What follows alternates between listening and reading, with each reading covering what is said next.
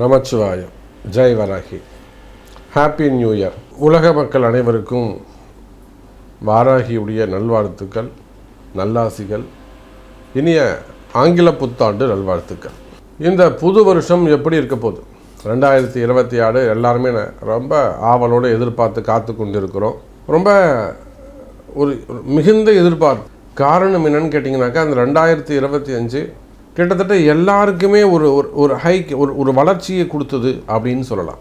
நிறைய தடுமாற்றத்தில் இருந்தவர்கள், நெக்ஸ்ட்டு என்ன செய்கிறதுன்னு தெரியாமல் இருந்தவங்க, நிறைய அரசியல் நண்பர்கள், அரசியல் தலைவர்கள், நிறைய அரசியல் ஃப்ரெண்ட்ஸுக்கெல்லாம் ஒரு நல்ல ஃப்யூச்சர் கிடச்சிது, ஒரு பெரிய செட்டில்மெண்ட்டு கிடச்சிதுன்னு நம்ம சொல்லலாம். ஒரு நல்ல இடத்துல போய் அவங்க செட்டில் ஆகிட்டாங்க அப்படி கூட நம்ம சொல்லலாம். அப்போ அதை போல் இந்த 2025 எனக்கு தெரிஞ்சு ஒரு 80% உலகம் முழுவதும் வாழக்கூடிய அன்பு பக்தர்களுக்கு சிறப்பாகவே இருந்தது, நல்லாவே இருந்தது, எந்த குறையுமே இல்லை. மேபி ஒரு 20% மட்டும்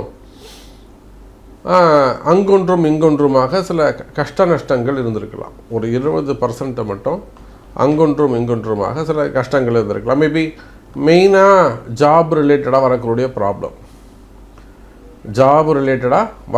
ப்ராப்ளம், வேலை போயிடுச்சு, வேலை தேடினேன், வேலை கிடைக்கல, அண்ட் தென் அதில் வந்து ட்ரபுள், இல்லைனா அங்கே இது என்ன ஒரு சட்ட சிக்கல்கள் மாட்டி விட்டுறது, ஒரு கேஸ் போடுற மாதிரி இருக்குது, ஒரு வீண் பழி சுமத்துவது, ஒரு பெரிய ஆபத்தில் போய் மாட்டிக்கிறது. இப்போ அவங்க அந்த ஊரில் வெளிநாட்டில் கேஸ் போடுற மாதிரி அரெஸ்ட் பண்ணிட்டாங்கன்னா ஒன்றுமே பண்ண முடியாது. இந்த மாதிரி ஜாப் ரிலேட்டடாக அல்லது ஒரு ஃபேமிலி ரிலேட்டடாக அண்ட் தென் பிஸ்னஸ் ரிலேட்டடாக நிறைய அன்பர்களுக்கு இந்த பிஸ்னஸ் ரிலேட்டடாக ஒரு கிட்னஸ், ஒரு பயம் இருந்து கொண்டே இருக்கிறது. பிஸ்னஸ் ரிலேட்டடாக நிறைய அன்பர்களுக்கு நம்ம நிறைய பார்க்குறோம். ஒரு பெரிய பிஸ்னஸ் பண்ணுறாங்க, ஒரு பெரிய ஃபேக்ட்ரி வச்சு நடத்துகிறாங்க, வருஷத்துக்கு ஒரு 100 கோடி ரூபாய்க்கு மேலே டிரான்சாக்ஷன் பண்ணுறாங்க. அவங்கள ஒரு கிரீட்னஸ் வந்துடுது, ஒரு நடுக்கம் வந்துடுது. ஆர்டர்ஸ் குறையுது, லேபர்ஸ் சரி இருக்க மாட்டேங்கிறாங்க, இல்லைனா ஆர்டர்ஸ் இருக்குது லேபர்ஸ் இல்லை, லேபர்ஸ் இருந்தால் ஆர்டர் இல்லை, ரெண்டுமே ஈக்குவலாக இருந்தாக்கா வெளியில் பேமெண்ட் வர மாட்டேங்குது. ஸோ இது மாதிரியான எக்ஸ்போர்ட்டு ரிஜெக்ஷன் வர்றது, இதெல்லாம் பெரிய சவாலாக இருக்குது. அப்போ எனக்கு தெரிந்த ஒரு 80% பீப்புள்ஸ், பிஸ்னஸ் செக்டராகட்டும், இல்லை ஜாப் செக்டராகட்டும், ஃபேமிலி செக்டரு, சினிமா துறையில் அரசியல் நண்பர்கள், எனக்கு நிறைய அரசியல் நண்பர்கள் இருக்கிறார்கள், ஃப்ரெண்ட்ஸ் நிறைய பேர் இருக்காங்க. இப்போது ரன்னிங்கில் இருக்கக்கூடிய நிறைய அரசியல் நண்பர்கள் நம்ம தமிழ்நாடு மட்டும் அல்லாது கர்நாடகா, பெங்களூர் ஆகட்டும், இல்லை ஆந்திர பிரதேஷ் ஆகட்டும், தெலுங்கானா ஆகட்டும், நம்ம இடத்துல வாராகி இடத்துல வராத அரசியல் தலைவர்களே இல்லை. அப்போ அனைவருக்குமே 2025 ஒரு மிக சிறப்பாகவே எதிர்பார்ப்போடு அமைந்தது. ஒரு 20% அன்பர்களுக்கு மட்டும்தான் சில கஷ்ட நஷ்டங்கள் இருந்தது.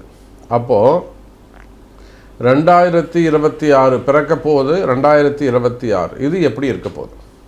இதில் மெயினாக 3 சப்ஜெக்ட். ஒன்று சனி பெயர்ச்சி, இன்னொன்று குரு பெயர்ச்சி, இன்னொன்று ராகு கேது பெயர்ச்சி. 3 பெயர்ச்சிகளை இந்த புது வருஷம் உள்ளடக்கி உள்ளது. அப்போ சனி பெயர்ச்சின்னு வந்துட்டுனாக்கா, கும்பராசிக்கு பாத சனி, ஜன்மராசி மீன ராசிக்கு ஜன்ம சனி, மேஷ ராசிக்கு சனி 7.5 சனி ஆரம்பம். இது திருநள்ளாறு சனி பெயர்ச்சி, இது நிச்சயம் நடக்கும், ஜெயிக்கும். குரு பகவான் குரு பெயர்ச்சி வந்ததுன்னா, குரு கடகத்தில் உச்சம் பெற்று விளங்கப் போகிறார்.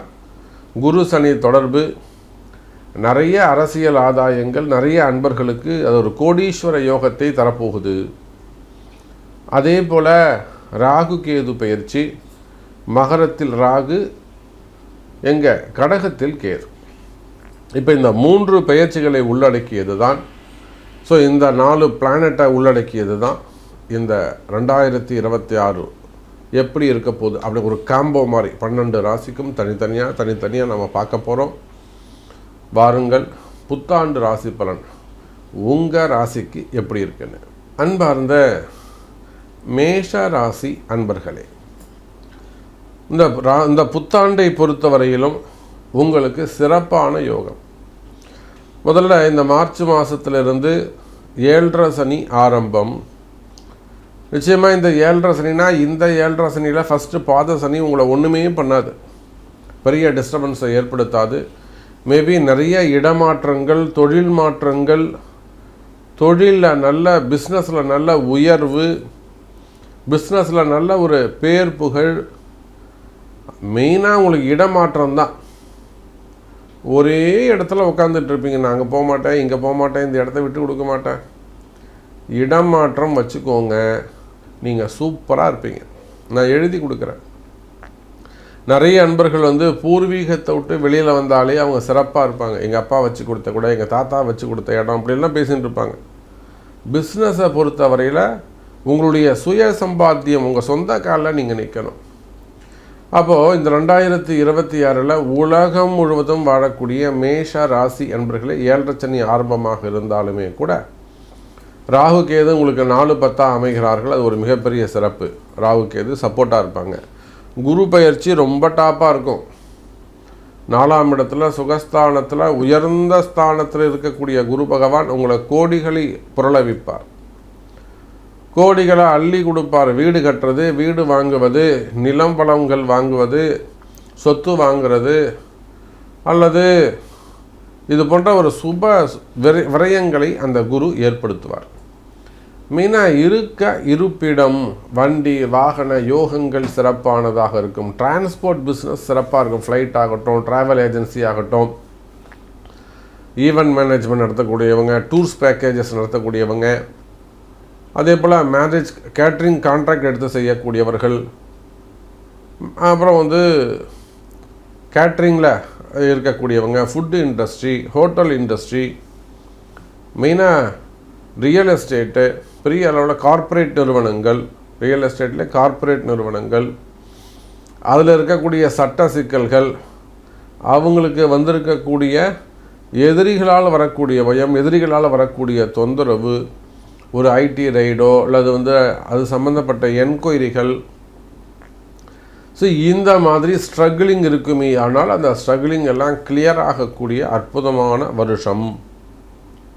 இதெல்லாம் இந்த புது வருஷத்தில் சரியாகும், கவலைப்படாதீங்க. எப்படி ப்ராப்ளம் க்ரியேட் ஆச்சோ அதே போல் ஒருத்தர் மூலிமா ப்ராப்ளம் க்ரியேட் ஆகிருக்கும். இவர் தாங்க ஸ்டார்ட் பண்ணி விட்டார். அப்போ அதே போல் வாராகி மூலமாக உங்களுக்கு விமோச்சனம் உண்டு. சாமி, எனக்கு இதுதான் சாமி பிரச்சனை, எப்படியாவது என்னை இந்த பிரச்சனைலேருந்து காப்பாற்றுங்க. அது குடும்பமாக இருக்கலாம், தொழிலாக இருக்கலாம், பிஸ்னஸாக இருக்கலாம், ஜாபாக இருக்கலாம், அல்லது அசட் சம்மந்தப்பட்டதாக இருக்கலாம், இல்லை சம்திங் டிஃப்ரெண்ட்டான கொஸ்டின்ஸாக இருக்கலாம், கடன் சுமைகளாக இருக்கலாம். கண்டிப்பாக வாழ வைப்பால் வாராகி, கவலை வேண்டாம். அப்போ உச்சம் பெற்ற குரு பகவானால் மேஷ ராசி அன்பர்களுக்கு சிறப்பான யோகம். மெயினாக வீடு கட்டுறது, வீடு வாங்குவது, அல்லது புதிய இடம் ஒன்று வாங்கிறது, இந்த மாதிரி அமைப்புகள்லாம் இருக்காங்க. இப்போ இந்த வாஸ்து மட்டும் நீங்கள் கரெக்டாக பார்க்கணும். வாஸ்து பார்க்கணும், என்றைக்கு வாஸ்து பூஜை போடுறதுன்றதை பார்க்கணும், குழி கணக்கு பார்க்கணும். இதுதான் விஷயம். அப்போது வீடு கட்டுறது, வீடு வாங்குவது, இந்த அமைப்புகள்லாம் நல்லா சிறப்பாக அமைந்துவிடும். தடைப்பட்டது, குறிப்பாக அதில் ஏதேனும் தடைகள் இருக்குமே, ஆனால் லோன் ப்ராப்ளமாக இருக்குது, இன்னும் எங்களால் லோன் கட்ட முடியல, அந்த மாதிரிலாம் உங்களுக்கு லோன் ப்ராப்ளமாக இருக்குது அப்படின்னாக்கா அதெல்லாம் வராத பணங்காசுகள் சேரும். அப்போ நல்ல முறையில் சுபத்துவமாக நீங்கள் அந்த வீடை கட்டி முடிப்பீங்க. கவலை வேண்டாம் மேஷ ராசி அன்பர்களே. அதே போல் சேல்ஸ், வீடு கட்டி முடிச்சிட்டோம், கடன் ஆகிடுச்சு, விற்கணும்னு நினைக்கிறோம், அதை விட்டு வெளியில் வரணும்னு நினைக்கிறோம், தப்பிக்கணும்னு நினைக்கிறோம். இதெல்லாம் எங்களுக்கு நடக்க மாட்டேங்குது. டோன்ட் வரி, நிச்சயமாக அதற்கான கால நேரமும் தொடங்கிவிட்டது. நல்லது நடக்க போகுது, கவலை வேண்டாம் எனதருமை மேஷ ராசி அன்பர்களே. குறிப்பாக வெளிநாட்டில் இருக்கிறீங்க, ஒரு விசா சம்மந்தப்பட்ட ப்ராப்ளம் இருக்குது, விசா சம்மந்தப்பட்ட ஒரு என்கொயரி இருக்குது, இல்லை பிஆர் அப்ளை பண்ணிருக்கீங்க, ஒரு பெண்டிங்கில் இருக்குது, நிறைய ரிஜெக்ட் ஆகிடுச்சு, அல்லது உள்நாட்டுக்கு வர்றது, வெளிநாட்டுக்கு வர்றது, இதில் சம்மந்தப்பட்ட ப்ராப்ளம் என்கொயரிகள் இருக்குமே ஆனால், வம்பு வழக்குகள் இருக்குமே ஆனால் அவையும் சரியாகும். அதே போல் சோஷியல் சர்வீஸு, பதவி போட்டிகள், அந்த பதவி போட்டிகள், ப்ரமோஷன்ஸு அல்லது பதவி போட்டிகளால் வரக்கூடிய வம்பு வழக்குகள், அது ரிலேட்டடாக வரக்கூடிய கோர்ட்டு கேஸு, போலீஸ் கேஸு, அந்த மாதிரி விபத்து கேஸுகள், இந்த மாதிரியான வம்பு வழக்குகள் இருக்குமே. ஆனால் ஏன்னா இந்த ராகு கேது 4-10 இருக்கிறாங்க, மையப்புள்ளியில் உட்காந்துருக்கிறாங்க. ஏற்கனவே இந்த மேஷராசி அன்பர்கள் நிறைய வம்பு வழக்குகளை சந்தித்தவர்கள். இதுக்கெல்லாம் பயப்பட மாட்டாங்க. எவ்வளோ பெரிய வம்பு வழக்குகளை எல்லாம் நம்ம அவங்களுக்கு சரி பண்ணி கொடுத்துருக்குறோம். அதே போல் பெரிய ஃபேக்ட்ரி வச்சு நடத்தக்கூடியவங்க, பிஸ்னஸ் பண்ணக்கூடியவங்க, தொழிலதிபர்கள், விவசாய பெருமக்கள், எனதருமை விவசாய பெருமக்கள், காடுங்க, தென்னந்தோப்பு வச்சு நடத்தக்கூடியவங்க, தேங்காய் பிஸ்னஸ் பண்ணக்கூடியவங்க, இளநீ பிஸ்னஸ் பண்ணக்கூடியவங்க, அது சார்ந்து ஹோல்சேலு, டிரான்ஸ்போர்ட் பிஸ்னஸ் பண்ணக்கூடியவங்க. அப்போ நிலத்தில் இருக்கக்கூடிய தோஷங்கள், இடதோஷங்கள் சம்மந்தப்பட்டது, குடியிருக்கிற வீடு சரியில்லாமல் இருக்கும். நிறைய பிரச்சனைகளுக்கு பார்த்திங்கன்னா குடியிருக்கக்கூடிய வீடுகள் சரியில்லாமல் இருந்திருக்கும், இல்லை அந்த பிஸ்னஸ் பண்ணுற இடம் சரியில்லாமல் இருந்திருக்கும், அது கடையோ கம்பெனியோ ஃபேக்ட்ரியோ. ஸோ அந்த இடம் உங்களுக்கு சரியில்லாமல் ஒரு அதிர்ஷ்டம் இல்லாமல் இருந்திருக்கும். இல்லை திடீர்னு அது ஏதேனும் ஒரு அசட்டுத்தனமான ஒரு விஷயம் அல்ல குடியேறி இருக்கும், ஆபத்தான ஒரு விஷயம் குடியேறி இருக்கும். பிளாக் மேஜிக் மாதிரி அதாவது சம்பந்தம் இல்லாமல் உசைவினை கோளாறுகள் மாதிரி கூட அது இருக்கலாம். அப்போ இடதோஷத்தை மட்டும் நீங்கள் கவனத்தில் கொள்ள வேண்டும். அது குடும்பமாக இருந்தாலும், கம்பெனியாக இருந்தாலும், ஆஃபீஸாக இருந்தாலும், வீடாக இருந்தாலும், தொழில் செய்யக்கூடிய இடம் எதுவாக இருந்தாலும் அந்த இடத்த மட்டும் நீங்கள் கொஞ்சம் மனசில் வச்சுக்கோங்க. அதே போல தான் உடல்நிலை ஆரோக்கியம். நிச்சயமாக மேஷ ராசி என்பவர்களே உடல்நிலை ஆரோக்கியம் சிறப்பானதாக இருக்கும். மெயினாக இந்த கேன்சரில் பாதிக்கப்பட்டவங்க, அவங்களுக்கு அந்த ஹீமோதெரப்பி அதெல்லாம் நீங்கள் எடுத்துகிட்டு இருக்கலாம். ஸோ அந்த மாதிரி கேன்சரில் பாதிக்கப்பட்டவங்களுக்கெல்லாம் நிச்சயமாக உடல்நிலை ஆரோக்கியம் சரியாகும். அதுக்கெல்லாம் நிறைய பரிகாரங்கள், ஆலய பரிகாரங்கள்லாம் நிறையவே இருக்குது. அதெல்லாம் அறிந்து செய்வீர்களே ஆனால் நிச்சயமாக ஆயுள் பாவம் அதிகரிக்கும், நீண்ட ஆயுள் கிடைக்கும். ஆப்ரேஷன்ஸு, சின்ன சின்ன ஆப்ரேஷன்ஸ் வந்து வயிற்றில் வரக்கூடிய கட்டிகள், இது மாதிரிலாம் உடல்நிலை ஆரோக்கிய பிரச்சனைகள் இருக்குமே. ஆனால் அவையெல்லாம் விலகி நீண்ட ஆயுளோடு இருப்பீங்க, கவலை வேண்டாம் அன்பர்களே. அதே போலத்தான் திருமண யோகங்கள் நம்ம ஒவ்வொரு பதிவிலுமே சொல்வதுண்டு. 2026 மேஷராசி என்பர்களுக்கு இருபாலருக்கும், ஆண் பெண் இருபாலருக்குமே திருமண யோகங்கள் நடைபெறும். நம்ம இந்த நிறைய இதுக்காக முயற்சிகள் எடுக்கிறோம். நம்மகிட்ட வரக்கூடிய ஜாதகத்தில் நிறைய மேட்சிங் செட் பண்ணி தரோம். நாம் அம்பாளுடைய உத்தரவு, வாராகியுடைய ஆசீர்வாதம், எவ்வளவோ பிரச்சனைன்னு வருவாங்க, எங்கேருந்தோலாம் கால் பண்ணுவாங்க, கடை கோடியிலிருந்து கால் பண்ணுவாங்க, உலகத்தில் எந்த மொழியிலிருந்தோ கால் பண்ணுவாங்க. அப்போ நாம் இங்கிருந்து நம்பிக்கையோடு, என்னுடைய நண்பர்களுக்கு, என்னுடைய பக்தர்களுக்கு அது தெரியும், எந்த அளவுக்கு நாம் வாராகி ஆசீர்வாதம் அவங்களுக்கு இருக்குன்றது தெரியும்.